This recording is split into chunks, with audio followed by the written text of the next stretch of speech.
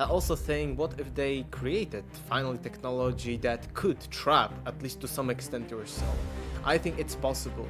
And if we are talking about déjà vu, has surfing already been? I always say everything about modern conspiracy theories, about modern spirituality, new age ideas, reincarnation, stuff like that. Everything has already been.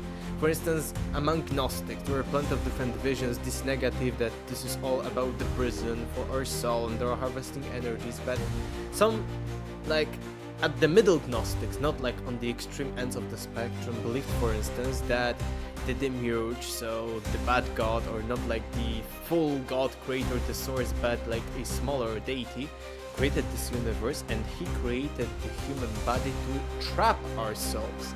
But it was our own intention because we liked the body. We liked, oh, it's very pleasurable, let's say, for the soul.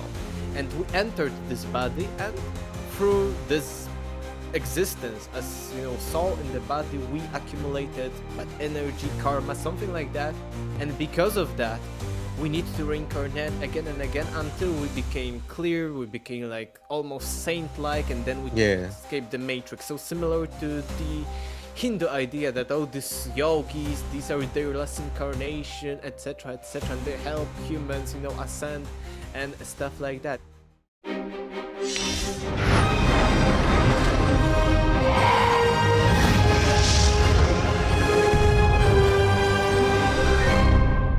People say that I'm one of the greats, I'm the one that you love to hate. Shake 'em up like a quake, all your feelings and turn and dispose them like haters I throw away. I'm forever blessed, got the spirit that's holy controlling me, I ain't gotta coordinate. I just sit back and buckle my belt and I'm ready to blaze in the stars of my destination. Melted, broadcast, open vision. Melted, broadcast, open vision. Melted, broadcast, open vision. Melted, broadcast, open vision. What's going on, everyone? This is Tony Mars And Mary Bly. with the Melted Broadcast. And today we have Aleksander Czeszkiewicz, a Polish researcher, author, and one of the most fascinating voices exploring our hidden past. At just 17 years old, Alexander wrote his first book, Déjà Vu, Has Everything Already Been? A bold work that dives deep into lost civilizations, Atlantis, cyclic time, and the forgotten chapters of human history. Since then, his research has taken him across continents, both physically and intellectually, as he connects ancient mysteries and consciousness with the greater cosmos. What's up, Ali? Welcome to the show. Thanks for having me on. That was an epic introduction. Thanks. So how you doing, man? First time on the show. I had checked out a couple of your interviews, and I ordered your book this morning. I should get it Tuesday, so I definitely want to jump into that. Gonna stick it up on my collection. But real quick, can you tell us how you got into all this? Being you're, I guess, a historian and a ancient civilization researcher. How did that come about for you? I was always a good student, so I had plenty of time at my disposal, and I didn't need much time to learn things for the exams. And I wanted to take even more shortcut. And I wanted to get into historical competition because if you got high place in this competition, it was like the entire district, voivodeship here in Poland. You could get to whatever high school you wanted. It was in the middle high school. And my mom was actually a historian back then, teaching in high school and on other levels of the educational system. So I had plenty of resources at my home. My mom helped me a lot. And I needed to learn from even prehistorical times, from the first hominids millions of years ago, how it all went into first settlements, first civilizations, and up until the modern history. And it was during this time when I was learning so much and at a pretty high level. When it comes to the middle high school, I needed to learn from academic levels. And I started asking basic questions. How do we know that? Because I'm learning so much. Okay, this is how our history turned out. This is, basically A led to B, B led to C, etc., etc. How do we even know that? And I started digging deeper and deeper into sources, into history of history and philosophy of history as a science. Yeah.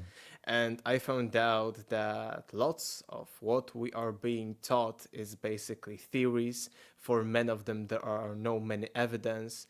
For many of them are based on just a few, let's say, skeletons in some examples, just on a few artifacts. And when it comes to the deepest times in our past, it's very hard to know the exact truth. So I started asking questions. I wasn't satisfied with what I was given when it comes to all these textbooks and resources. And I also learned parallel to that at biology classes about genetics that anatomically modern humans, just as we today, like maybe Yeah. 96, 97% similar, because again, we are evolving and evolving, changing and changing to some extent. Even we see differences between us nowadays and ancient people like 3,000 years ago. But again, anatomically modern humans, according to genetics, back then it was 200,000 years ago, and recorded history about 5,000 years.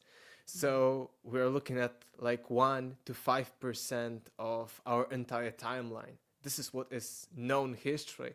So Yeah. what was in these hundreds of thousands of years before ancient Sumerian civilization, ancient Egyptians, etc.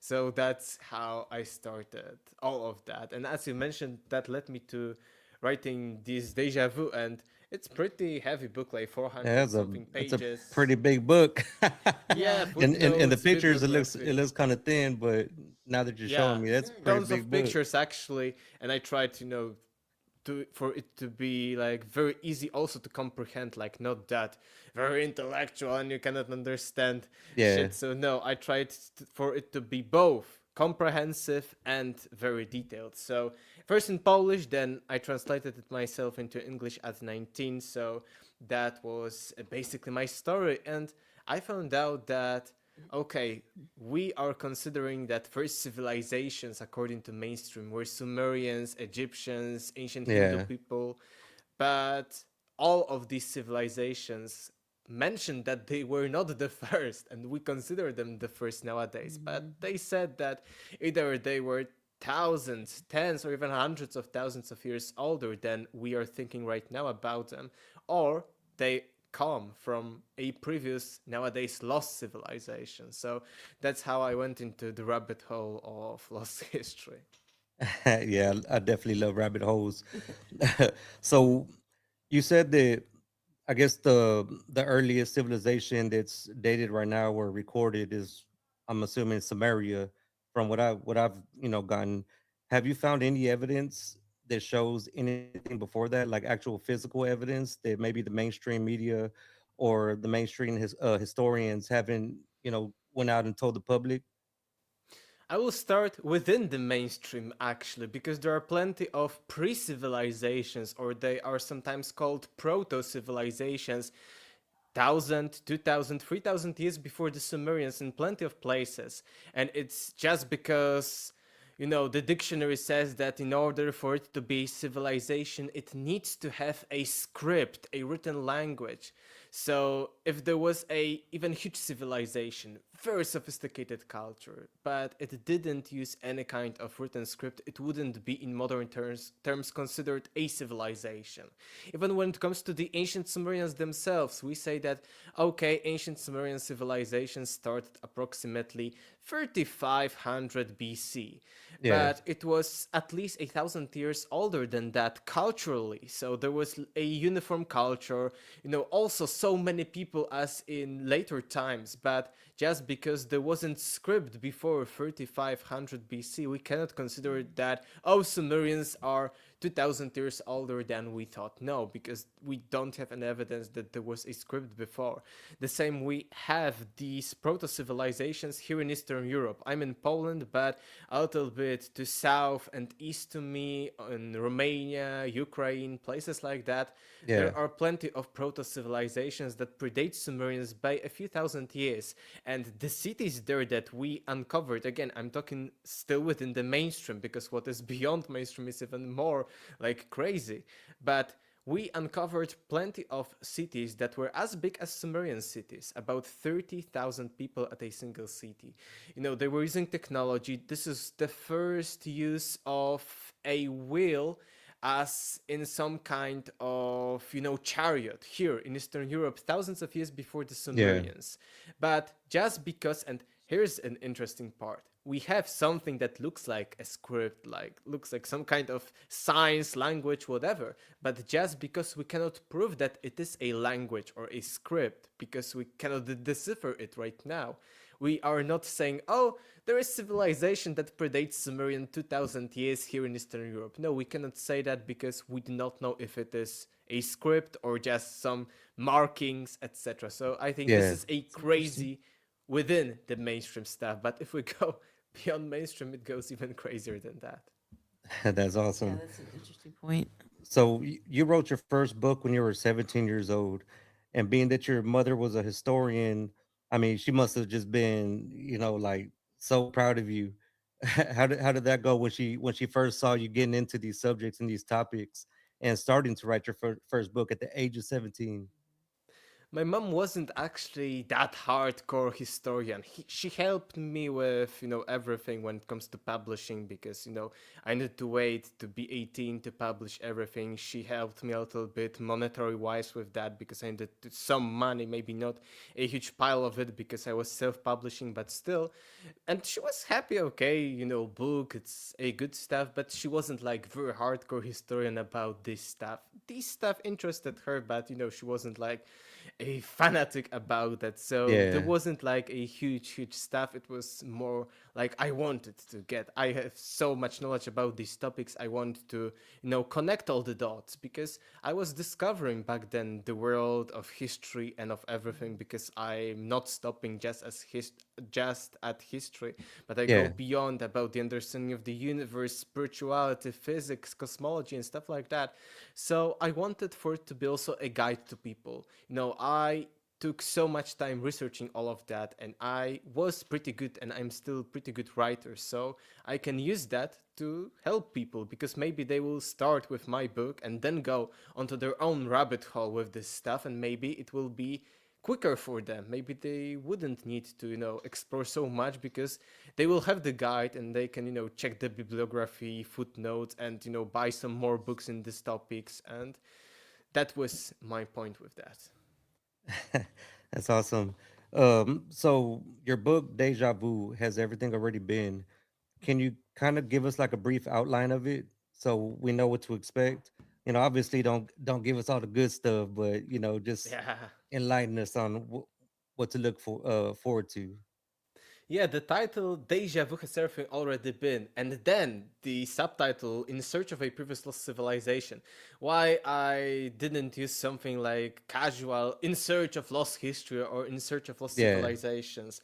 Because the Déjà Vu is the twist of cyclicality of time, of repetition of history. And it wasn't that, oh, I myself, I'm a great inventor of all of that. No, plenty of other researchers like recently passed David Wilcock explored this topic, and it all goes back not only to history but to entirety of reality because an ancient code, astronomical code about the precession of the equinoxes is both about time and space, and ancients encoded this code in plenty of their ancient texts like the Rig Veda, like other from ancient Egypt, from ancient Sumerian civilization, or even monuments like the Great Pyramid of Giza.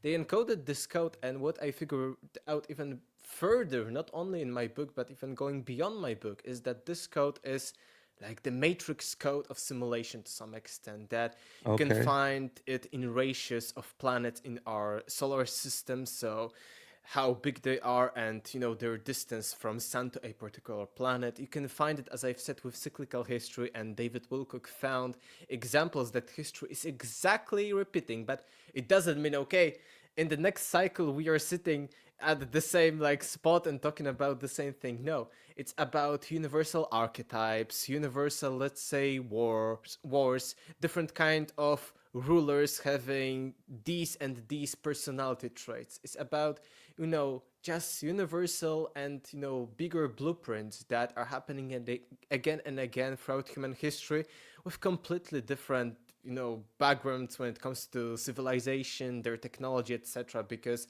David Wilcock found an example of repetition of history of ancient Rome, and not modern, but like 1800s and early 1900s USA. Yeah. And he found that an entire 70-year period of just as Rome was, conquering surrounding areas and was coming to this huge power, international power.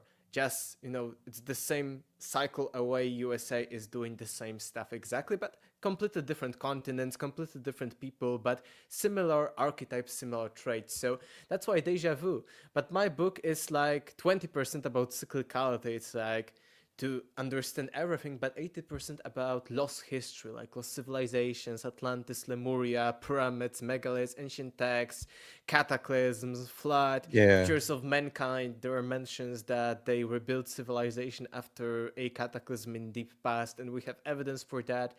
And also, what I'm doing a little bit different, I start the first chapter with a different question, like a modern question. What would happen if nowadays our modern advanced civilization, let's say we as humans in this civilization would completely vanish and just left it to be devastated? How long would it take for such an advanced civilization to be destroyed, completely eroded, decomposed, etc.? And it turns out it isn't millions of years, but just maybe tens of thousands, maybe hundreds of thousands. And coming back to anatomically modern humans, when I was writing my book like approximately 5 years ago, or six maybe, it was 200,000. And Oh again, wow. Sumerians 5,000 years ago. So we're talking about hundreds of thousands of years. But right now, it's conservatively estimated that it's not 200,000 years of us humans being here on Earth, but it's at least 315,000. So again, 50% more to 200,000. And even it is mentioned that probably our species branched out from previous hominid about 500,000 years ago. So 500,000 years, 300,000, 200,000 years. And we're talking about known history for the last 6,000 years, maybe 10 to 12 if we include first settlements, first proto-cities, etc. It's still just a drop in the ocean, like 5 to maybe 10, maybe even less than 10% of the entire existence of us as human species. So this is mostly what my book and everything is about. That's awesome. I can't wait to get a hold of it. Awesome. Have a nice read. Oh, I definitely Yeah. will. If you ever do it on like an audio version, let me know too, because I work a lot, so I'm always listening to my books. Yeah, Like I Yeah. like want I'll it like yeah, badly. I like I'll buy wanted the it badly, but I cannot here in Poland, unfortunately. The English version, it's only, in English-speaking countries, you need like to be in US, Australia, Canada, UK, etc. But Poland yeah. is above that. For it to be included like on Amazon or somewhere, because let's say I can record that, but it would be hard for people to get it abroad. Okay. Well, one But day. maybe in the future, who Yeah, knows? yeah, for sure. So when it comes to these lost civilizations, do you get into the like for example the Sumerian tablets where they start talking about like these creator gods and the Sumerian kings list and all that? Have you ever looked into that and try to tie these pieces together with some of the stuff that you've researched and found? Of course, you mentioned Sumerian kings list, but similar are found in Egypt, the Egyptian kings list. And what is interesting, and I think plenty of people overlook the Egyptian kings list because the Sumerian, the Anunnaki are so fascinating for sure. But for instance, when it comes to the Egyptian kings list, maybe they do not go back hundreds of thousands of years, as in the case of ancient Sumerian ones, but they go back to around 36, 39,000 BC, still a lot back and still possible within the genetic timeline of humanity. But it is very interesting because here in Egypt we have plenty of them, plenty of different lists from completely different periods. Like one is from the first few hundred years of the Egyptian civilization, the other is 1,000 years away from that, and the third one is again almost 1,000 years away of that. So we have plenty of lists from completely different time periods, and we're talking about approximately 3,000 years of the known Egyptian history, like Yeah. chronologic mainstream one. And these lists are very accurate, and basically modern Egyptology, when it comes to different rulers, okay, there was this pharaoh, then this dynasty, etc., is based on these scriptures and on this list of kings. But what is interesting is that in all cases, these lists contain pharaohs, as I've said, 36,000 BC, 39,000 BC. But modern Egyptology is cutting all of them and only leaving each, pharaoh after the first considered by then Nemes Narmer, and then all of the ones before Menes Narmer are completely cut off. But what is interesting is that when it comes to this list of kings, the pharaohs after the first one considered by Egyptologists are about 70% accurate with our modern discoveries and with other lists of kings, Oh wow. etc. So maybe the ones before the first pharaoh are also at least to some extent true, maybe 50% at least, maybe not 100 of course, but maybe 50% correct. So I see this is one of the most interesting things about these Egyptian ones, because they are actually the basis of chronology of modern Egyptology, but everyone before Menes Narmer is being ignored. Oh, it was demigod, oh, it was god, etc. Have you like in your research, have you ever found any other kind of kings list related to like other cultures, like I guess maybe like in the Indian Vedas, or maybe like Mesoamerica? I don't think there are such lists of kings in other regions, but they are not mentioned simply directly, because these lists from Egypt and ancient Sumer are directly okay, this was this dynasty, this king ruled for X years, this for X years, etc. But in India, when it comes to India, from India, there is like the biggest amount of some of the most ancient texts found. They Yeah. survived, which is very cool. And they have, again, lost history. They are telling, even, the greatest epic from India, the biggest one, Mahabharata. If you wanted Yeah. a translation in English, it would be like one bookshelf. Like not one book or something, like one entire bookshelf. It's so long.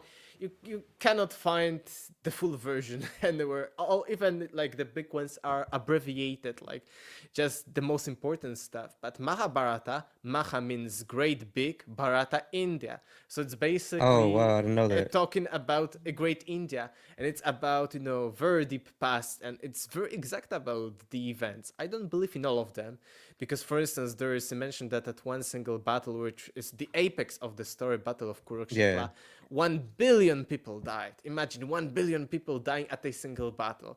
Maybe exaggeration, but still, it's about different kinds of rulers, different kinds of stories, etc. So it's, I think, very interesting, and again, showing us this previous lost history, but not directly in these lists of kings.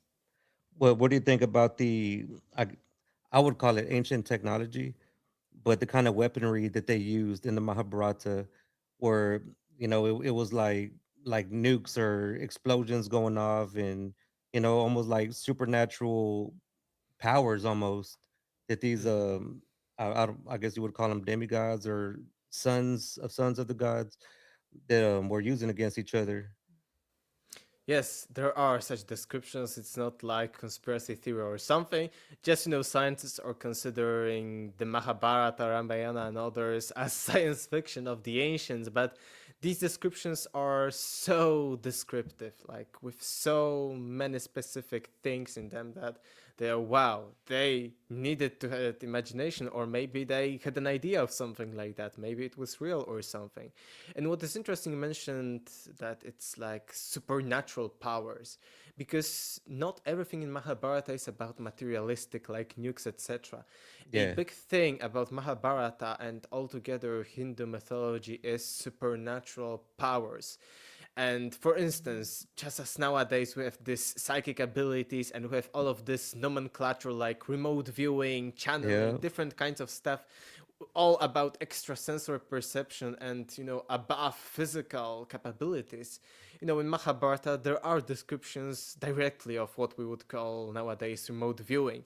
There is a mention that there is a blind man, and he is seeing a battlefield miles away from his palace because he's sitting in his palace and he can see the entire battlefield. And it is even mentioned similarly to remote viewing experiences, to out Yeah. of body experiences and others, that it is much more real than being perceived with real senses. So even such details are described, that he is blind, he can see battlefield miles away, so he's basically remote viewing or astral projecting or something like that. I don't know exactly, but he's doing that, and his senses there are much more real than my own or our own physical senses. And it's also very important because in Mahabharata, this is one of the oldest texts here from India and the biggest, as we've mentioned, but it is very interesting because in Mahabharata there is this mention of cyclical spirituality of us. These yuga cycles, there are 4 cycles. The famous Kali Yuga, everyone is about bad Yeah. age and destruction and chaos, etc. But basically, Kali Yuga is an age when there is a quarter of our spirituality available to us, because they are mentioning that there is a metaphor of a cow standing on 4 legs. So Yeah. the best golden age according to them, it's called Krita or Satya Yuga depending on the version. It's full 100% spirituality. You basically don't need matter, don't need bodies. You cannot lie to each other because you're cyclically immediately knowing everything, talking telepathically, etc. Then there is the Treta Yuga, so the cow is standing on 3 legs, so 3/4, 75% of spirituality. Dvapara Yuga, half of it, and Kali Yuga, quarter of it. But it doesn't mean that in Kali Yuga it's all bad, because you still have quarter of spirituality available. It's like it's a harder level to be in. Like, they believe in reincarnation, so basically it's some simulation like a video game. So Kali Yuga is the hardest level, let's say. The Krita Satya Yuga is such a peaceful and easy level that it becomes boring and it becomes a problem to be in this golden age and evolve, because there are, like, how can you evolve or play the game, let's say, if you know immediately everything, all knowledge is being accessible, it's 100% golden, 100% spirituality, no lies, etc. But it doesn't mean that it's bad or something too. So basically, this is like these levels in the game. I often call these yuga cycles in Mahabharata an instructions manual of living here on Earth, because they say if you are in Kali Yuga, focus on this, this, and this. There is something about being good to each other and giving, not taking. And Vapara Yeah. Yoga is about something of being high energy and focusing also on yourself. In Treta Yoga, focus on knowledge, etc., etc. And I also compare it to the Western idea of the zodiac signs, of the horoscopes. Okay, and this week the energies will be like that. Don't go out or don't take any kind of, let's say, responsibility. Or in this week, Yeah. don't focus on love, but focus on work or something like that. It's very, very similar. And I think this is kind of lost knowledge, because right now, with all the propaganda, let's say, and all of the scientism, and science is basically saying that we are nothing more than biological machines, there is no meaning to life, than the evolution, so just procreation and survival of the species. We should focus on hedonism, so basically all the pleasures, dopamine, etc., have no higher meaning. Just, get addicted and live happily when it comes to your, let's say, internal, these dopaminergic emotions. But throughout the ages, most of the ideas about reality, about humans, was a different one, a metaphysical one, that we have some kind of spirit, soul, depending on the tradition, or maybe there is something divine, and we are much more than just biological machines, than just Yeah. animals, and there is much more than matter. So I think that's why this is kind of lost knowledge. And I think if you want to go into conspiracy, let me know, because Yeah. I think it's connected to a conspiracy of all ages, tying together, all even the modern stuff like Epstein and things like that. Yeah. Let's talk about it for sure. This show is based, on all that stuff, the conspiracies, of course, the forbidden knowledge, the lost history, UFOs, UAPs, everything, So you're saying let's futurism. get into the Yeah, conspiracy. so I Right. mean, definitely Yeah, we can jump it's into that for sure. it's connected with futurism too. So I was talking about Awesome. scientism being just biological machines, no meaning, etc. And I think it's like the greatest conspiracy of all. And right now there is a what's the biggest problem? Okay, there is hunger in plenty areas of the world, but it's better than 100 years ago or 50 years ago. The same with, longevity, hygiene, education, etc. It's getting better and better. But I think the biggest problem is meaninglessness to some people, lack of purpose, lack of an idea, why are we here, what we should do. Plenty of people are lost, like depression, suicidal rates are skyrocketing and Yeah. everything. And I think that it's purposefully done. Like there is this scientific approach that it's being taught that, oh, all religions, all belief systems, spirituality is all just fancy thinking about, coping with death and coping with the material body, just fantasy, just imagination. It doesn't exist. Psychic abilities, God, soul, spirituality, etc. So I think it's taking us away from this spirituality to enslave us. Yeah. Because it's much easier to enslave someone with no purpose, who maybe wants to kill themselves, who maybe is, addicted to some kind of dopamine, I don't know, Netflix, gaming, hazard, or stuff like that, or Yeah. alcohol, or some kind of drugs. And, I think in the future, even how it's connected and how it's like a conspiracy theory of all time, because I believe initially, and we know that from like shamanistic culture or primitive people, they were very free. They believed that everywhere is spirit, there are spirits of nature, of forest, of the tree, of an animal, of dog, etc. Yeah. Then there were the first polytheistic religions with many gods. So it was like, first we are free, then the second with polytheistic religions, there is a big cage. Because, okay, you have only these gods and, no like universal principles, etc. Then monotheistic religions, only one god and these other gods are fake, do not exist, etc. So this is like a smaller cage.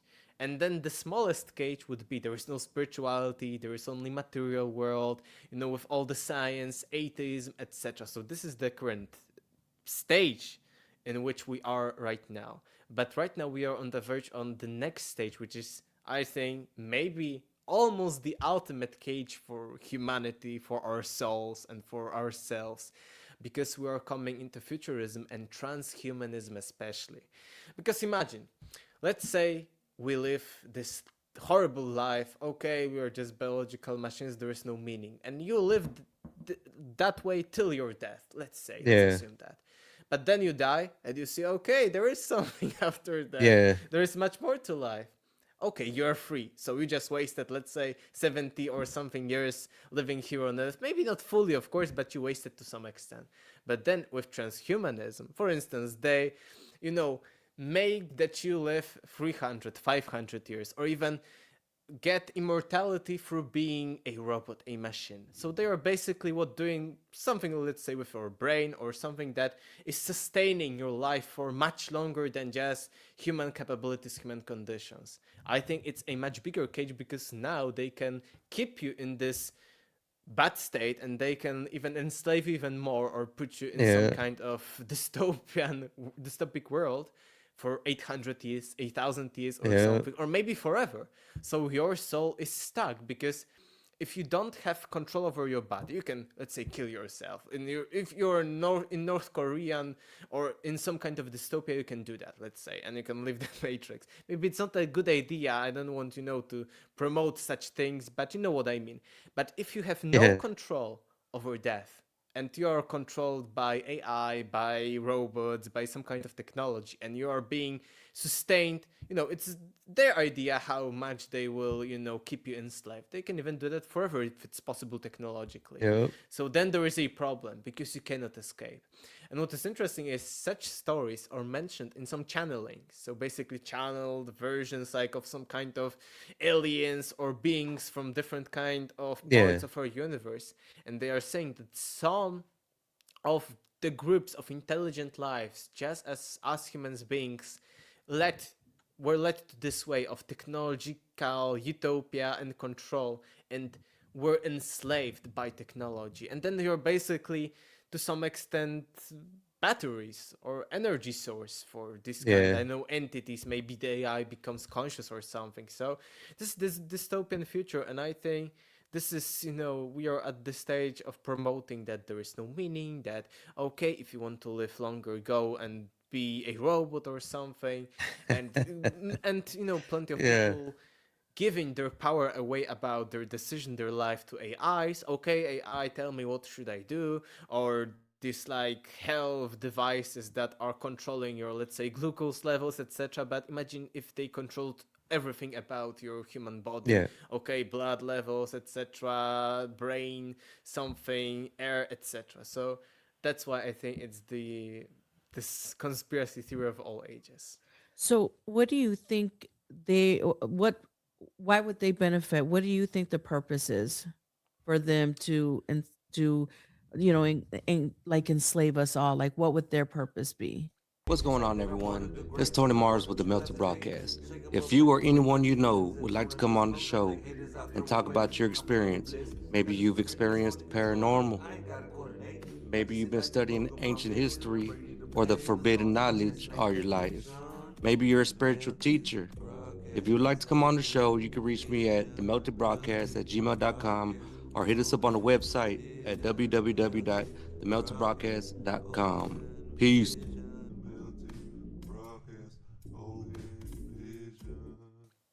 I think it may be on the one hand energetic, that they want to, keep be alive from this energy like vampires. Maybe that's what they're doing with all of these like adenochromes and such things, that Yeah.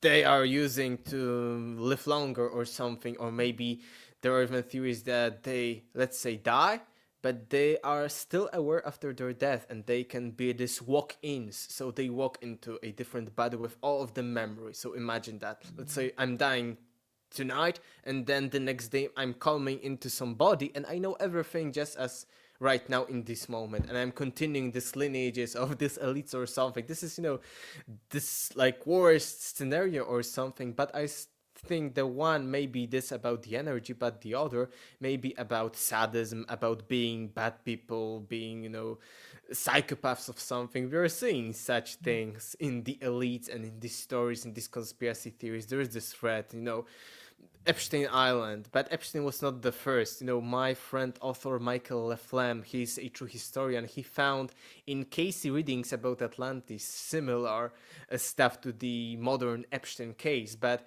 what I also found is that But in ancient Rome, for instance, some like Tiberius and then a few others were also like ancient Epsteins altogether. So I think no it may be way. also because they are just, bad, evil, or something like that. So I see two ways: either energy or being evil, or even both of these stories.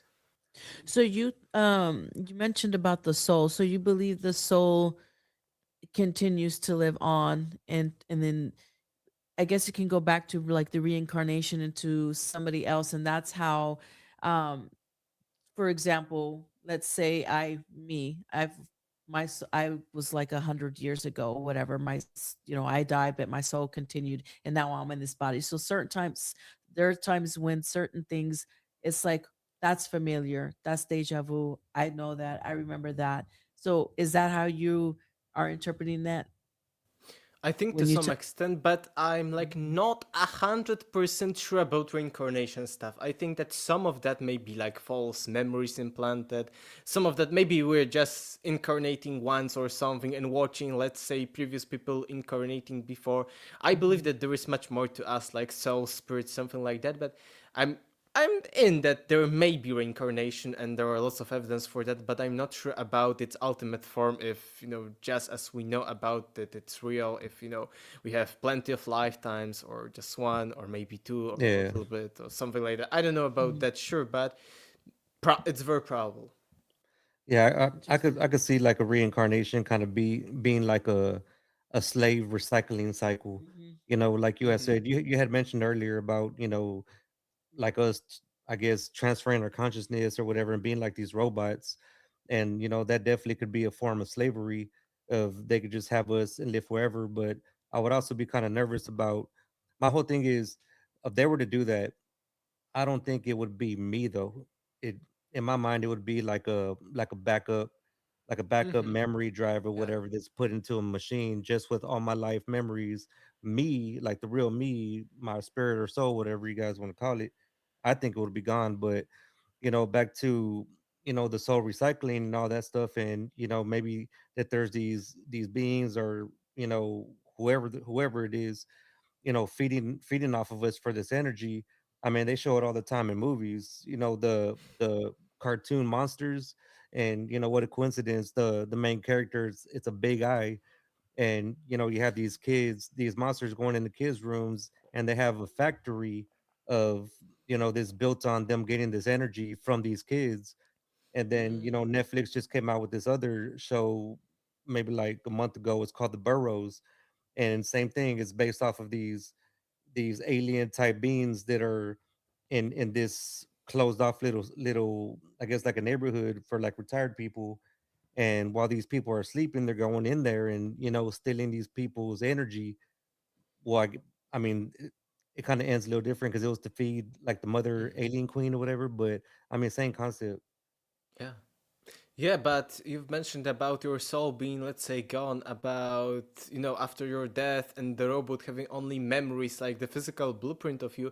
I agree with that. And I also believe that, at least during these times, it's impossible for AI to become fully conscious, like have a soul. And there was even like great physicist, he's even a sir called in the UK. He has this title, Roger Penrose, a Nobel Prize winner, who says that AI cannot become conscious because there needs to be something like quantum, something that we don't know about, and some people interpret it as some kind of soul or spirit. But I also think, what if they created finally technology that could trap, at least to some extent, your soul? I think it's possible. And if we are talking about deja vu, has everything already been? I always say everything about modern conspiracy theories, about modern spirituality, new age ideas, reincarnation, stuff like that. Everything has already been. For instance, among Gnostics, there are plenty of different visions, this negative that this is all about the prison for our soul and they're harvesting energies, but some, like, at the middle Gnostics, not like on the extreme ends of the spectrum, believed, for instance, that the demiurge, so the bad god, or not like the full god creator, the source, but like a smaller deity, created this universe, and he created the human body to trap our souls. But it was our own intention because we liked the body. We liked, oh, it's very pleasurable, let's say, for the soul.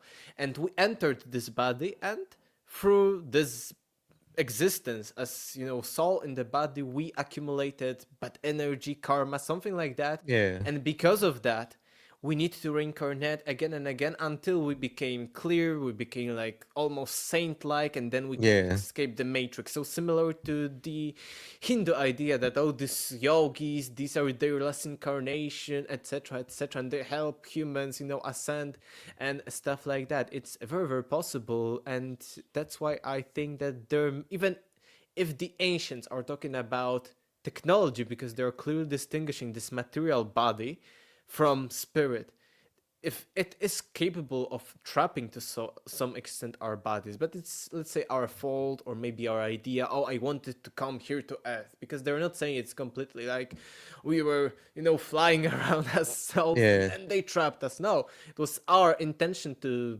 do that, to experience maybe that limitation. But I think there may be technology that may be enslaving our souls, maybe not infinitely, maybe we are so powerful, but if they dim our light, or maybe we are a little bit weakened as souls to some extent, they may trap us for long, long, long with the technology, some kind of robotics, machines, etc. But I agree that uploading your consciousness to a computer maybe is to some extent impossible, and it is just at least the current idea how they want to do that. There are such ideas everywhere nowadays. I think this idea won't leave the soul here, just AI based on all the memories you have in the brain. So just as Chat GPT, but imagine all your memories and experience. It will be like not you, but it Mhm. will be like with all of your knowledge, all of your wisdom, this Chat GPT, let's say, to some extent. So these are the modern ideas, but I think in the future there may be a technology to trap to some extent our human souls. yeah. That's why Interesting. it always trips me out whenever I see movies or things about like clones, and it's they make an exact replica of you, and you're kind of just interacting with it, but in my mind, I'm still stuck at that point where like, but that's not you. It's just a meat suit replica of you. Like your soul, your spirit's not in there. It has your memories, but it's not you. And it brings me back to I guess like regeneration chambers. I guess like Thought the Atlantean, the Egyptian. He talks about that he reincarnated 100 times, and like how do you think that would work? I mean, maybe the technology is different. Hmm. I actually think that, for instance, the pyramids, probably some temples, some megaliths were used, and we know historical examples of that for some kind of initiation, maybe near-death experience. And I think on Joe Rogan there were these guys from this underground Giza scans, and they said it, very laconically, so in very short terms, but very exactly what I'm meaning, that the pyramids were not for the dead bodies, but for Yeah. the alive bodies. So basically, let's say you meditate, or I think it's after Manly Palmer Hall. I had like his books beyond me. Oh, I love him. He was mentioned actually that he was a walk-in, that he was in. There was this other guy, Jordan No Maxwell. way. This, Oh, I love Jordan Maxwell. yeah, yeah, and Jordan Maxwell, knew the best friend, but he don't want to tell his name or something, best friend of Manly Palmer Hall. And this best friend said that Manly Palmer Hall, as an infant, was dead, just dead baby. And, the family was in Canada, prayed for a week, and then the baby became alive again. And the whole story was that Manly Palmer Hall, and if you look at his image, I don't want to say he's a bad person, evil or something, but he Yeah. looks very, very strange, like a demon, He does. like a Satan, like so to some extent. But okay, some information I've read is very cool, and for, I would say, the betterment of mankind. So maybe he was just this kind of demon. But he said that this was this walk in. So Manly Palmer Hall was, and he says that for thousands of years he was waiting for that moment. So to some extent, also, let's say if we are maybe not reincarnated, but just incarnating as souls naturally. So was he out of the system? Maybe he was a bad person. Maybe they didn't want to let him incarnate in our earth. You know what I mean? How, let's say, if he was a 1,000-year-old soul and he needed this dead baby to be a walk-in. It's a little bit, again, evilness, conspiracy theory, dark side into everything. But this was the story of Manly Palmer Hall. And he said also that that's why Manly Palmer Hall, because he greatly, again, connects all of that, and he shows all of this different rituals and everything with vivid memories. So he said that he had these memories. Maybe he was not like fully aware, let's say 100% of his previous lifetimes in ancient times or something. No, but he had like these glimpses, huge glimpses of memories. That's why he made what he made, all of his work. And so this is the story. And Malin Palmer Hall also said that the Great Pyramid of Giza, inside of it there is this sarcophagus, or a box, because we don't know Yeah. if it was sarcophagus, and it is chopped off. So a full sarcophagus, but chopped off. And Manly Palmer Hall said that they were putting a man into the sarcophagus in complete darkness, closing the lid, and this cutting off was for it to breathe, for the man inside or woman inside to breathe. And under such experience of complete darkness, almost being dead, this person experienced near-death experience or out-of-body experience, and because of that, he basically knew that he's much more than material being, an animal, advanced animal, a biological Yeah. machine, and that's what initiation was all about. And we know that Eleusinian mysteries in Greece looked very similar. The Orphic tradition was very similar. So this is the story, and I think it's to some extent true. And I think that's why the secret societies, they think they are superior to others because of this. That okay, they experience, and maybe some even higher ranked people are letting them, okay, let this man experience just a glimpse of it, not like fully. And they can control these people who are, let's say, 10% awakened, more than human being casual, maybe before having, because Actually, what's interesting that spiritual experiences are very often like synchronicities and stuff like that. So I don't say that we all are like blind and only the initiated ones. No, but they experience it directly, like 100% sure within this experience. So I think this is how the story goes about, this technology, this initiation, this walking in. Maybe they are also using, there are plenty of these rituals, eating babies. We hear such stuff, but maybe it's also about such walking in, and maybe something about reincarnation and having these memories and being above just casual people, forgetting most of it, because there are people who remember previous lifetimes, there are children who remember lots of things. So that's how I see this technology, this resurrection chambers, that it may be spiritual, that it may be not about physical body being,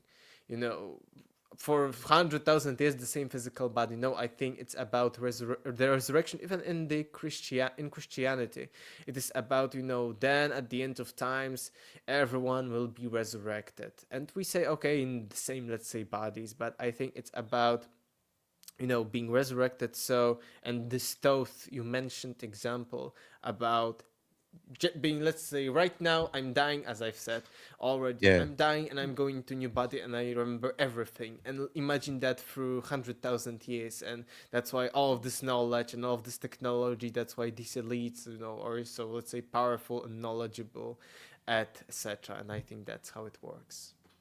Okay. Yeah, because I know, like, whenever I was looking into like different cultures and stuff, started finding like patterns of, this him being reincarnated. Like from Samaria, I believe he was like Ningshita, to, of course, Atlantis, he was Thoth. Egypt, he was Thoth. I believe in the Aztec or Mayan culture, he was like Lord Pakar or something. And then, of course, Hermes Trismegistus, and I think in the Bible, Enoch, same person, different name, different cultures. And, it made me think back to what he was talking about with those regeneration chambers, which, to push a little bit forward, you had mentioned on the Joe Rogan show that dude who had the scans from under the pyramid, which I would say would maybe be the halls of a mentee, if they would allow somebody to actually go down there and, do some investigating and, actually see what, I mean, I'm sure they already have. They haven't told us, but I mean, I would bet that the halls of Amenti are down there, and maybe these regeneration chambers could be down there as well. I mean, they'll Yeah, never for tell sure. us. About the, you mentioned Sumerians, and we talked a little bit about longevity, that it's not about, having the same body for many, many years. What is interesting, remember in the Bible when there was this great flood, after the flood, God said that human beings will live maximum 120 years. It's mentioned Yeah, after the flood. And before the flood, people in the Bible lived for hundreds, like 600 something years, 900 something years, etc. Right. It's the same motive taken from previous Mesopotamian sources, Sumerian, Akkadian, and others. They yeah, are even more extreme. They're telling that before humans lived almost immortal, they could be killed. Let's say they had like similar bodies to us. Let's say they can kill you, but you cannot live, cannot die of old age. You're immortal when it comes to longevity or not aging. And it's a mention that it's in Epic of Atrahasis that these gods, these famous Anunnaki, are creating first Igigi to work. But Igigi are bad, and they create humans. Okay, humans work for them. They're their slaves, and humans start, to be unbearable for these gods, because there is quickly overpopulation. They are too loud, and they don't like humans. So that's why it's not even first flood, but they are sending famines. And there are, in Epic of Atrahasis, it's so interesting because it's about basically a reset of civilization, and they yeah, mention so specific things in the Epic of Atrahasis that, for instance, a father ate his daughter because there was such a famine and hunger, or let's say, your neighbor ate your child or something like that. There are such, yeah, and it's very extreme cases and plenty of them described. And, these Anunnaki gods are sending tons of different cataclysms like that, like famines, like dryness, etc., etc., etc. But humans are still just like rats, we could say, or rodents. They can Yeah. still, they're still there. They cannot eliminate them completely. So what they're doing the great deluge that will completely wipe them away. And then one of the gods, Enki, rebels, and he comes to Atrahasis and saves him, says, build a boat, take onto... It's not like in the Bible, Noah's taking animals or something like that. It's stupid, actually. What is Atrahasis taking? He's taking valuable things. He's taking some people who are very good at particular craftsmanship. So, okay, you're good at metallurgy, come with me to the ark, etc. He saves seeds, because after the flood they needed to plant something, eat something, so it's much more logical story than the Noah version. But what is interesting is that after the flood, the gods are coming back to Earth and they see that Atrahasis survived with all of the things Yeah. on his arm. How did In you other know? yeah, in other versions, he's called Utnapishtim or Yushudra, and then its connection to Gilgamesh in the moment. But they see him, okay, Atrahasis, I will let you will be living at the end of the world, literally at the end of the world alone, I think with your wife or something like that, and you will keep your immortality. So you will live forever there. But all new humans, there will be new humans, but all of them will be capped, and they will be, it's just like, even we are talking here about the flood, but imagine the Garden of Eden. Similar, humans immortal. And then when the god kicks Adam and Eve out of the Garden of Eden, he says, or they say that they will live and all of their children will live forever in pain, in agony, that they will need to work very hard just to live. So the same version here. So humans don't have immortality, they need to work, they need to do everything, etc. And Atrahasis lives somewhere at the end of the world as the last immortal being, or maybe with his wife, something like that. Yeah. And then Gilgamesh story. The Yeah. oldest and the most important story of them all, of the whole ancient world, let's say. It's, basically a story about searching for immortality and fear of death, because Gilgamesh is the strongest one. He can tame lions and all the monsters, etc. But when his best friend dies, he says, wait, so we are mortal, so I will die too, and my family will die? So what he's doing, he's searching for this pre-flood man, Atrahasis, but in this version he's called, you should write Napishtim because there are different languages. And he's searching for it, and basically the whole Gilgamesh is searching for this man, and, Gilgamesh has plenty, throughout the journey, plenty of different activities, monsters, challenges, etc. So basically this is the epic of Gilgamesh. Yeah. At the end, he comes to this man, and he exists, he's immortal, and he has one example of this plant of immortality from before the flood, like one single one. And Gilgamesh takes it, and he goes back onto this crazy journey, and he lost it. Throughout he was, sleeping or something, and he lost it. But he accepts, and okay, it's the moral of the story. Okay, it's okay to die, etc., etc. But you see, it's very important, and this idea that before the flood, people were lived much longer, were maybe immortal, maybe they could have been killed, but they couldn't die of old age. And then after the cataclysm, it's hard for humans, they need to work, etc. It's a motive everywhere. And just as we talked about that before humans, Anunnaki create Igigi, these previous workers that are not Yeah. good enough. Similarly, in other cultures, like the Mayan culture, what they are talking about previous, but they call them humans, but from different materials. They say, okay, the gods created humans out of iron. They were too heavy and they couldn't, let's say, walk, something like that, along the lines of. So then they created humans out of sand. They still weren't good enough. But then finally they created humans out of clay. And what's interesting, in the Sumerian version, they also create humans out of clay. Even the word Adam from the Bible, Adumu, means clay. So it's all Sumerian, all very ancient. So I think it's great parallels. Not only that humans were finally our batch of humans were created out of clay by the gods, but also that before they were trying different other beings, other creatures that were to be their workers, their slaves. And in the Maya mythology and Yeah. in the ancient Sumerian stories, it's all the same. And what we know right now is that it wasn't simple evolution from hominids to us anatomically modern humans. And in my book, I don't want to spoiler you, but I mentioned this how we came about as anatomically modern humans, Homo sapiens sapiens, our own species. It was a completely improbable synchronistic fusion of chromosomes in our DNA, and that led to a complete advancement. And what is interesting is that if we nowadays as humans have different number of chromosomes in our DNA, for instance, the Down syndrome is like, I think you have one more chromosome or one less, I don't remember exactly. But if you have something with your chromosomes, some problems in modern humans, you are becoming handicapped. But Yeah. then, and we know that genetically it was like, let's say, monkey, hominid, and this hominid had this fusion of chromosomes, and he became much more intelligent and capable of expressing higher emotions like, being empathic, etc. So this is very interesting. Some people say it's God, some people say it's genetic manipulation of the Anunnaki we mentioned, Yeah. or of some gods or something. Coincidence according to materialists, scientists, etc. But it's very interesting. And what we know now too is that it wasn't a single line of evolution, let's say from this hominid through this to humans.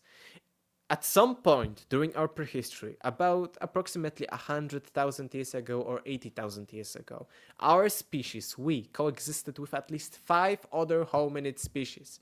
Right now we are alone. There are no other hominids. There is no Australopithecus somewhere in the forest, or there is no Homo erectus or Neanderthals, like true Neanderthals. You know what I mean? But at some Yeah. point, we coexisted with Neanderthals, and 100 years ago, we thought, okay, we evolved out of the Neanderthals, but it wasn't the case. They were parallel to us, compatible also with us, but parallel to us. We coexisted, for instance, Homo floresiensis, these hobbits 1 meter tall, very, very small people. And I also always provide this example that if we, our species, coexisted with small people, 80 centimeters, 1 meter tall, so basically have a human, why are we denying nowadays scientifically giants? Maybe there was another one, because most of these hominids, we discovered them in the last few decades. I think Yeah. Homo floresiensis was early 2000s. So imagine maybe in 10, 20, 50, 100 years we'll discover true evidence of the giants, that okay, there were giants like Neanderthals, but giants or something like Yeah. that, other hominids. So it's very possible even within the mainstream scientific argument. But I also think about maybe some of these beings were these creatures that previous humans that in Maya mythology they created out of iron or something, or of sand, or igigi, something like that. Maybe these were, and okay, these are not good enough, these hominids, so maybe humans are the final product of all of this hybridization. And even again, coming back to Gilgamesh, in Gilgamesh there is a mention that there is human civilization, Gilgamesh is a ruler of it, and then Yeah. the gods create a monkey man, a hominid, a Neanderthal basically, because it's a human being, but he's Enkidu. primitive. Enkidu, exactly. He's primitive. He's like monkey, but he's intelligent like a human being, but he's more hairy, he's stronger, etc. Like buff Yeah. man. Yeah, he took I, steroids or some I was kind of telling her hormones. that that's the first written account of the first Sasquatch. Yes. Yeah, exactly. I also Yes. think so. I also think that Yeti, Sasquatch, and stuff like that may be these hominids, but sightseeing in much more recent times. What is interesting, Forbidden Archaeology, Michael Cremo. There is another book of this author I have somewhere behind me, like it's Forbidden History of Human Race or something along the lines of, but he mentions like 1500 texts from like 500 years ago approximately of, for instance, Mongols came from modern Mongolia and all away to Europe. Even in Poland there were Mongols, and we are fighting them in the medieval ages. And they are mentioning that when they were traveling all the way from Asia to Europe, in Central Asia they actually encountered some species, like primitive human beings, like monkey-like, but what is interesting is that they were able to have children with casual human beings, which Yeah. also means that they weren't like gorillas or something like that, but these were some kind of hominids that may have been still within the existence 500 years ago or 600 years ago or something. So there are cases like that, and I think that maybe some kind of Bigfoot Yeti are these hominids that just lived for much longer than Neanderthals that 20,000 approximately years ago were evaporated out of this planet. So it's very very interesting and connects again all of these Yeah. topics we're talking about. So you mentioned coexisting with these other beings, or whatever they are. I don't know exactly what their species is or whatever, but all around the world you see these different what are they called, petroglyphs, I guess, Yes. of three-fingered beings, Yes. three hands with three fingers, feet with three fingers, elongated skulls. They look kind of like aliens. And then you go back to what they found with the Nazca mummies in those caves. Right. And these things are, I got them somewhere on my notes, but they're really short. They did the CT scans on them and all that, and you could actually see the skeleton of it. One of them actually had little eggs inside of her, with the elongated skull, the three fingers, the three toes, super short. They dated back, I believe, to 3,000 years ago. And it's crazy because, like, there's like this advanced plating on them. Like, if something had happened to them, and they put like these metal braces on them, I guess, to try to fix them with a super rare metal. This, like, I forgot how many times more rare than gold. But I go back to the petroglyphs of all these drawings, and I mean, they're all over the place. And maybe people were thinking like these were like the little alien graves, but I mean, I think it could be these beings. They're calling them tridactyls.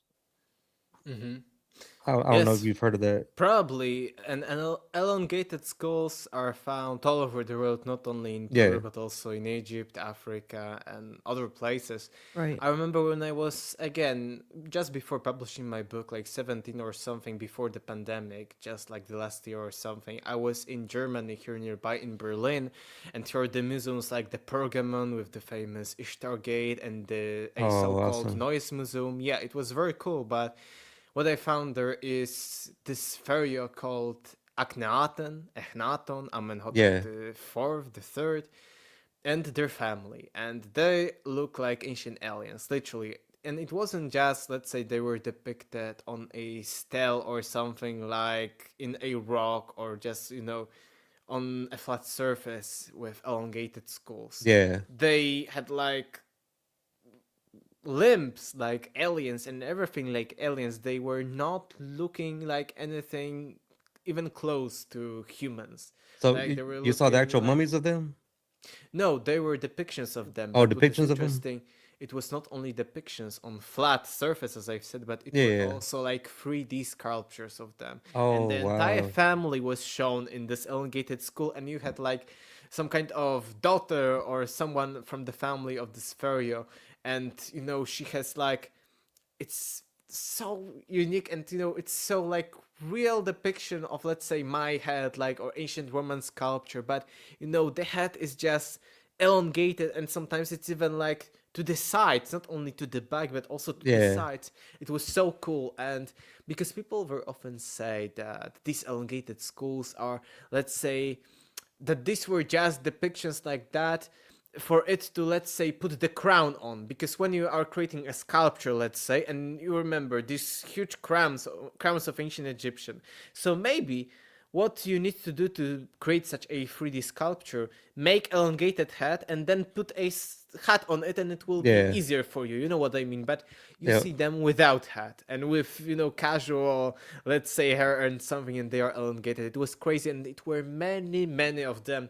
with this example of the Egyptian pharaoh Akhenaten. So Mm. yeah, this is real. We don't know if these were other hominids, these gods, this Anunnaki something. Maybe these were, because there are two types of elongated skulls: some that are natural, and we know that, and some that are copies.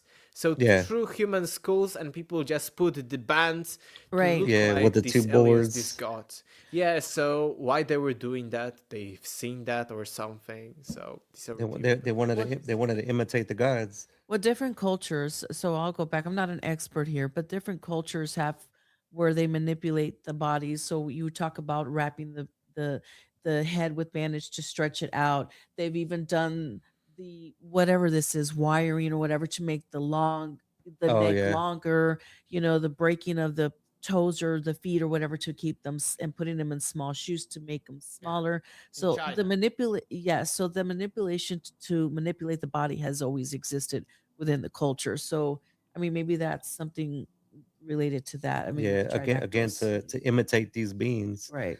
and like you had said earlier, you have like the real ones. They actually have the elongated skulls, when they actually find the actual skull. But then you could tell the difference whenever you're looking up close and you're doing like the examination of it with the ones that are actually pressed. Like you could tell what's natural and what's not natural. Yeah. And they've I've seen the difference, on some shows that I watch. I'm This is my world. I love this stuff. it's almost Awesome. I'm always So trying to you'll yeah. for sure like my book because I have plenty of images like calculations, graph, everything like also in imagery. So it's much cooler. Yeah. All right, Alec. Well, we'll go ahead and wrap it up. I do want to ask you, man, if you could come on for a part two and we could Yes. continue this awesome Yes, for conversation. sure. Because, Yeah, I really enjoyed yeah, it. I don't know. I always, go different routes during such interviews. I'm not like I may talk about the same topics, but I always take a different angle depending on where the conversation is going. So yeah, I think today it was very very good. yeah. I definitely love the way this conversation went and the routes we took. We covered a lot of stuff in a short time, Yeah, I and have a lot of questions, so we definitely yeah, do need a and part two. it was freaking awesome, man. You're so knowledgeable. Again, wrote your first book at 17 years old. That's freaking amazing, and it's not a little book. That's a Yeah. big ass book. I can barely write a paragraph. So Yeah, that's a Yeah, that's a by the freaking way, these are because plenty of people say it's AI or something. These are real books, so that's where the knowledge comes from. Because people say, "Oh, it's AI background books," and I'm just probably just read something on the yeah, internet. No, these are real, and I have like more to the sides of it. So tons wow. yeah. of reading in I, the past. I was actually watching the interview of you earlier. I watched a few of them, and I forgot who it was, but they had asked you, "Are those real?" And you're like, "Yeah, they're real." Yeah, yeah. But so before we leave, what do you have coming out? Like, what new projects? Do you have any books coming out? Like, what's coming? What's the future for Alec? Right now, I want to focus more on creating content like videos with all of these topics because there are so many of them, and I want to put that on the internet side, like recordings and stuff like that. Maybe some articles on my website. And I plan plenty of more books in the future, but I don't want, to rush them and put them right now or something. So Yeah, probably in the next year or two, something new will appear not only about the past but also about all the mysteries of the universe and all of the most interesting topics. I haven't mentioned to you, but last year I started studying history at my local university here. So I'm okay, also doing that, and I try to also write some peer-reviewed articles, so these critical ones, etc. But I think it's still very good, to think of all the ideas critically and maybe try to debunk them and see where it will lead you and stuff like that. yeah. So more of this stuff too. And this autumn I'm on an expedition with another author, Paul Wallace. He's author about Oh, stuff aliens in nice. the Bible, collaborating with people like Mario Bellini and others, Pravan Mohan from India, and we are going for 10 days to Turkey, but not just to Turkey somewhere, but we are going to some of the oldest regions, maybe even the cradle of civilization, near the Mount Ararat, the famous one from the Bible Yeah, where the Ark landed. Also, Lake Van and Urartu civilization, where there are megaliths, which are almost exactly to my eye. I will see them, in person. Maybe I'll change my mind, but they look exactly like the Peruvian famous megalithic walls in Cusco, in Sacsayhuaman, and stuff like that. So these are plans for the near future. I'm constantly recording and appearing on such podcasts. I really, really enjoyed this one today. I think it was like with such a flow that Yeah. I enjoyed it, talking. So I appreciate that. It's a good sign. So basically, these will be my ideas here in Poland. What I'm doing, I'm also publishing other books within such genre of topics of my friends, like other authors I know in Polish. So I'm focusing a little bit on that. So, but I need to create more content in English right now. I'm in the process of doing that. Thank you. Oh, wonderful. Awesome. And uh, for the people out there who want to go get your books and check out your websites, your social medias, where can they find you and where can they get your stuff at? My book in English is Déjà, who has surfing already been. You can find it. It's only in English on Amazon's, but US, UK, Australia, Canada, plenty of them all over the world, but only on Amazon. And when it comes to finding me, just I've said to you before, copy and paste my name and surname Aleksander Czeszkiewicz and find me just wherever I speak in English, because I also speak in Polish very often, but wherever I speak in English, just you will find me on YouTube, Facebook, my website, just Czeszkiewicz Global. You can find links to it everywhere, so that's how you can find me. You can also on Amazon copy and paste my name and surname. You will also see my book if you can't find it. So that's how. Awesome. Well, thank you so much, Alex, for coming on, man. Like I said, this was such an amazing conversation, and I really appreciate you, taking the time to be on the show. It means a lot, and again, what a wonderful conversation. I had a great time, man. So thank you. Yes, thank you Thank so you. much. All right. Well, we'll Ah. talk to you next time, man. You have a great weekend. Yes. Yes, Thank you you. too. People say that I'm one of the greats, I'm the one that you love to hate. Shake 'em up like a quake, all your feelings and turn and dispose them like haters I throw away. I'm forever blessed, got the spirit that's holy controlling me, I ain't gotta coordinate. I just sit back and book my bills and I'm ready to blaze in the stars of my destination. Melted broadcast, open vision. Melted broadcast, open vision. Melted broadcast, open vision. Melted broadcast, open vision.